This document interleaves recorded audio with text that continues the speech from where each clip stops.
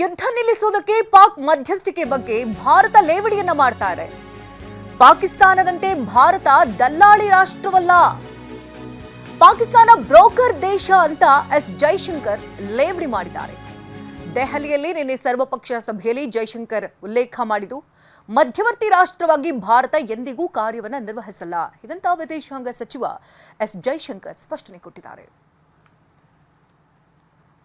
ಮಧ್ಯಪ್ರಾಚ್ಯದಲ್ಲಿ America ಸೇನೆ ನಿಯೋಜನೆ ವಿಚಾರಕ್ಕೆ ಸಂಬಂಧಪಟ್ಟಂತೆ ಅಪ್ಡೇಟ್ ಸಿಗ್ತಾ ಇದೆ. ಅಮೆರಿಕಾಗೆ ಮತ್ತೊಂದು ಎಚ್ಚರಿಕೆಯನ್ನು ಇರಾನ್ ಕೊಟ್ಟಿದೆ.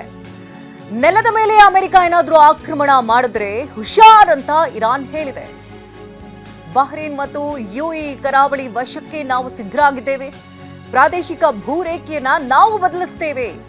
ಅಮೆರಿಕಾಗೆ ಎಚ್ಚರಿಕೆಯನ್ನ ಕೊಟ್ಟಿದೆ ಇರಾನ್.